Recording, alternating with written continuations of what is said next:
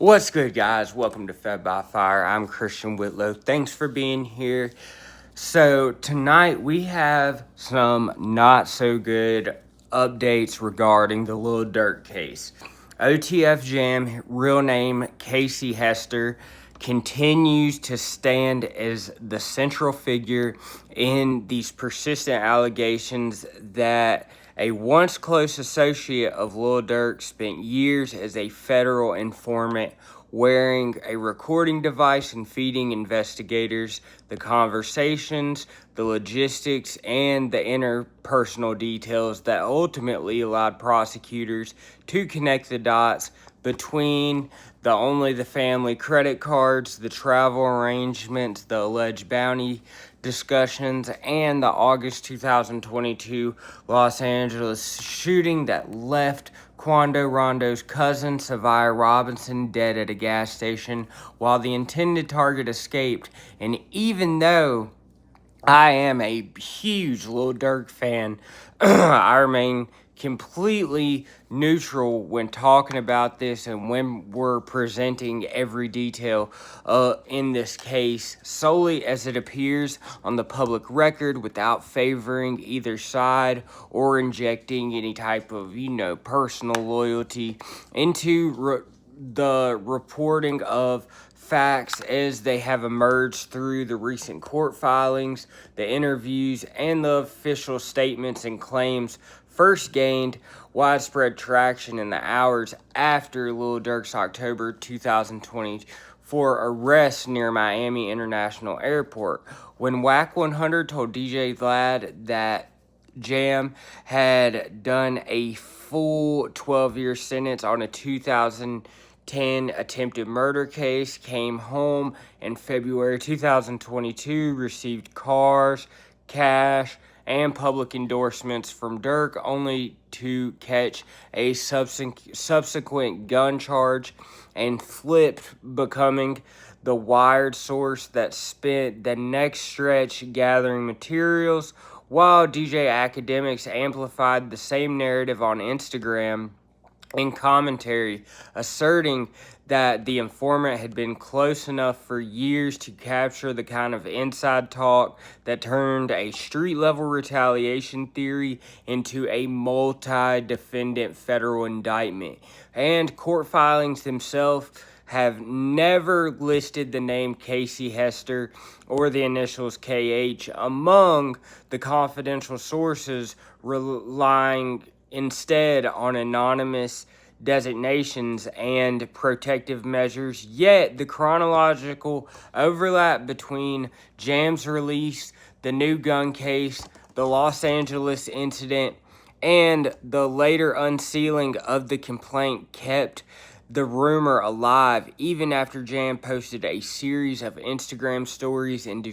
December 2024, insisting that the discovery materials would demonstrate that he was not the person who brought the feds onto the crew or constructed the case, urging people to stop using his name because too many mothers have already suffered losses. And those denials did not extinguish the speculation. And the case moved through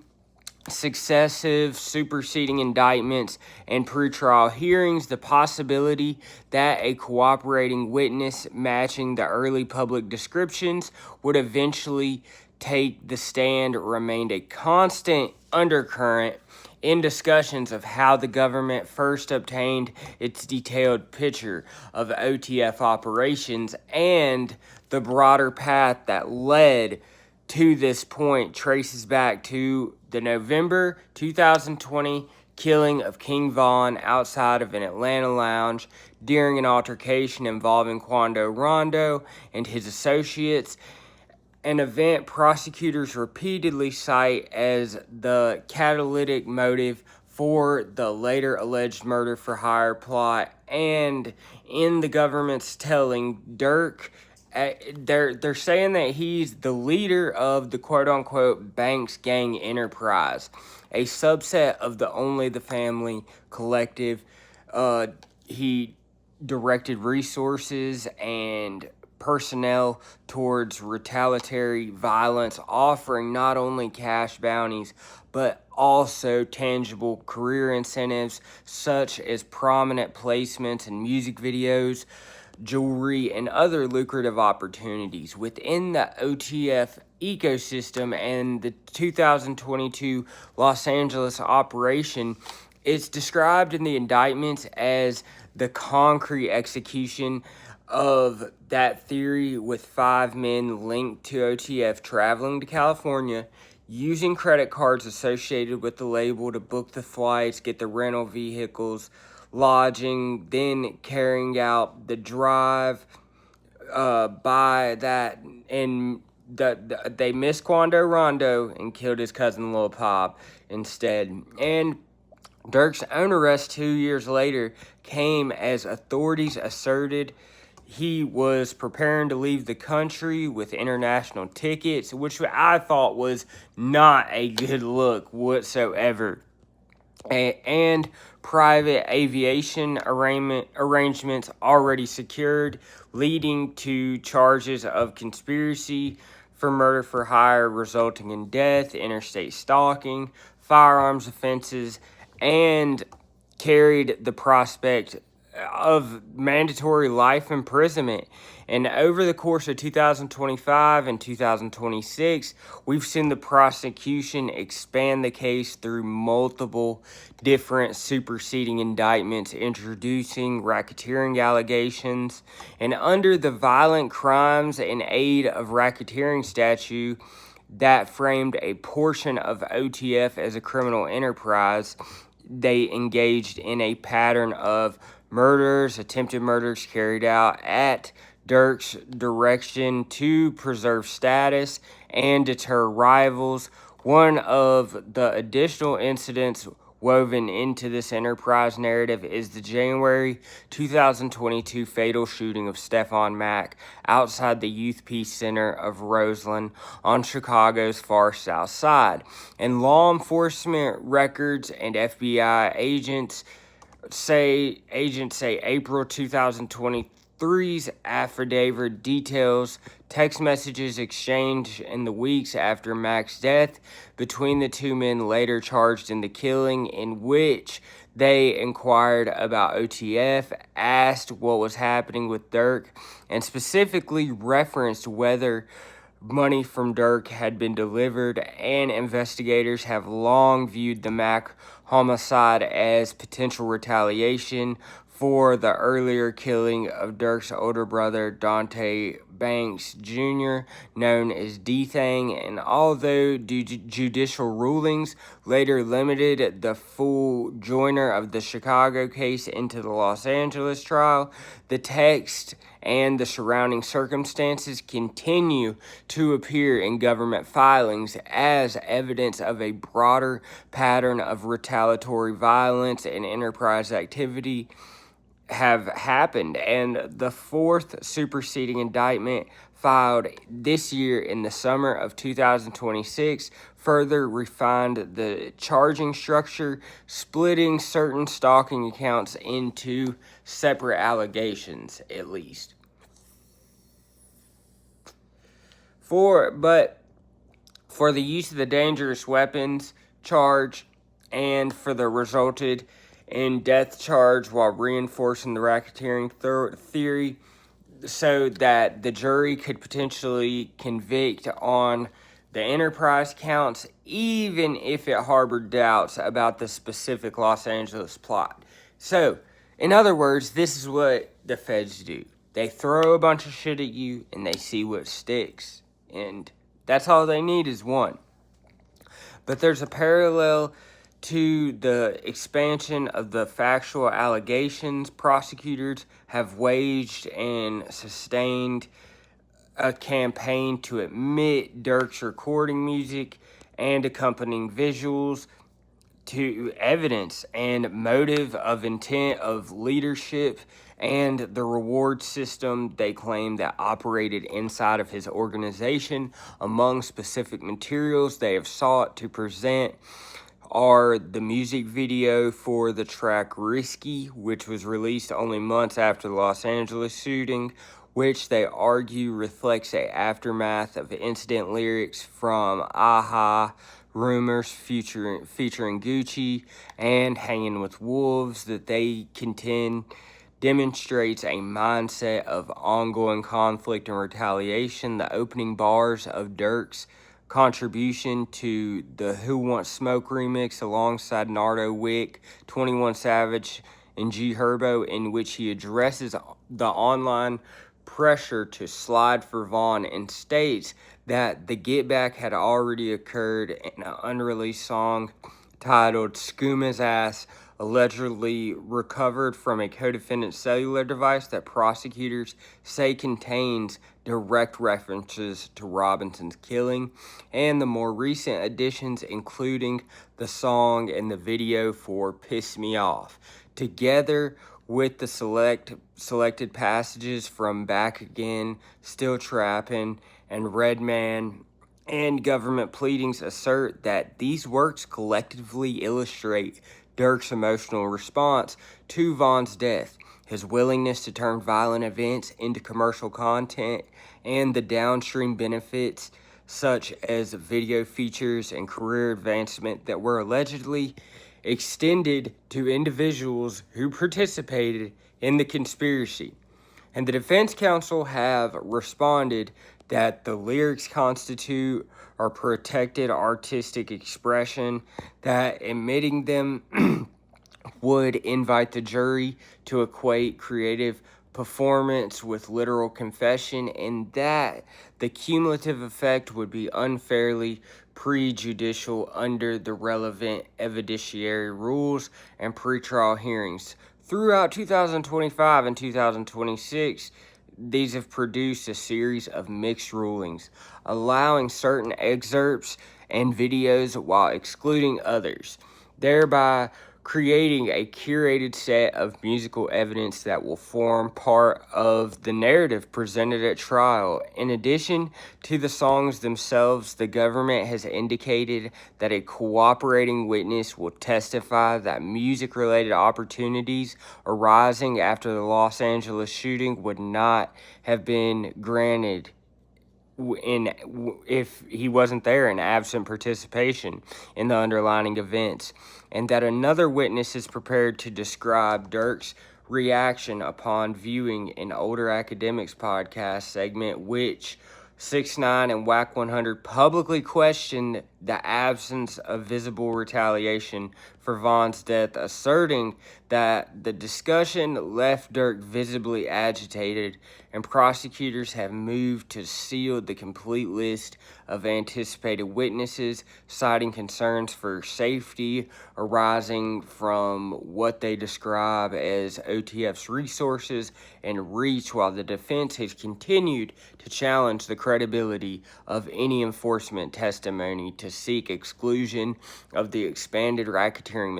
material and to argue for severance of certain counts or defendants and the cellular phone device. So the cell phone, we're going to be talking about that next. It was obtained from Durk when he survived. They got his phone from when there was a break-in at his house, but they're going to introduce all of his communications, all the location data, and other received materials from other devices. And court observers and filings indicate that prosecutions expects to call approximately 35 witnesses. So 35 people are against you. Your word against 35 people. I don't know if money can buy you out of that one. You know? Whom roughly 20 are viewed as central to establishing the core elements of the conspiracy and enterprise theories. And jury selection is set to commence around the 20th of August, so coming up pretty soon, with opening statements potentially following the next day, placing the matter on the threshold of trial after nearly 22 months of continuous pretrial litigation and running through every stage of proceedings is the unresolved question of precisely which individuals inside the OTF circle supplied the granular knowledge that enabled investigators to link financial records, travel bookings, alleged payment discussions, and post-incident rewards into the narrative of ordered violence, and the early public indication of OTF jam as the source, whether ultimately confirmed in open court or not, has already reshaped perceptions of internal loyalty and has given the government's theory of a long-term wired informant a specific human reference point that continues to surface whenever the conversation turns to the origins of the federal investigation and the Stefan Mack text messages and the Los Angeles paper trail, the successive expansions of the incident, the carefully selected catalog of songs and videos, and the expected testimony of cooperating witnesses together constitute a layered evidentiary framework the prosecution intends to present while the defense prepares to dissect each component as either circumstantial overreach, artistic metaphor, or the product of unreliable, incentivized informants that are just trying to save their own ass. In the immediate days preceding the start of the trial, the sealed witness list, the admissible musical excerpts, the lingering evidentiary weight of the Chicago homicide, the still circulating allegations surrounding Jam keep the focus fixed on the same fundamental claim that someone who had once received substantial support from Durk during a lengthy incarceration later chose to cooperate with federal authorities, and that cooperation helped convert a series of street conflicts into a racketeering prosecution carrying the potential for life sentences. Cause and effect,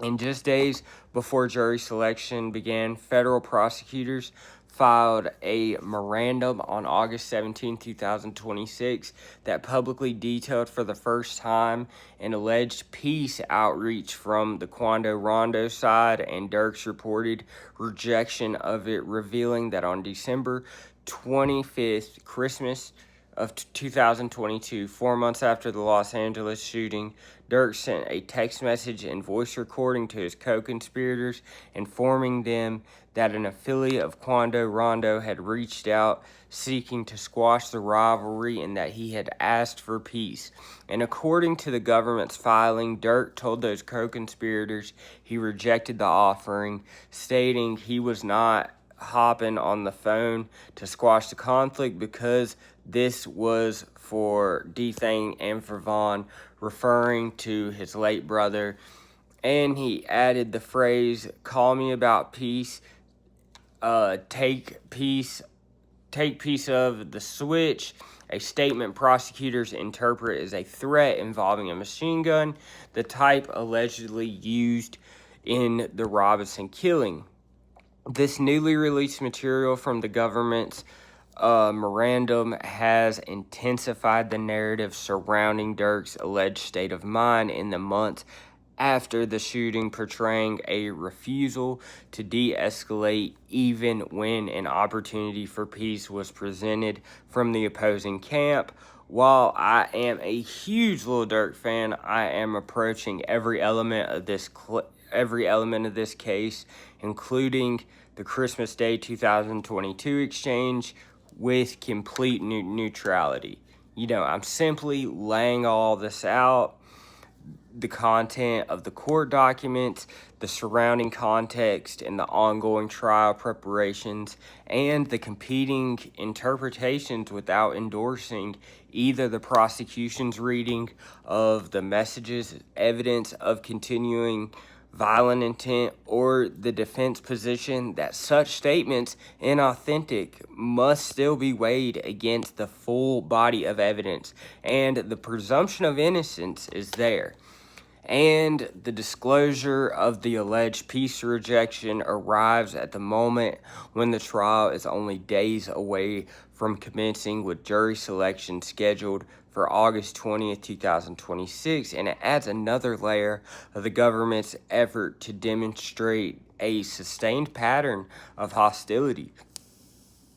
that they all argue links the original Vaughn killing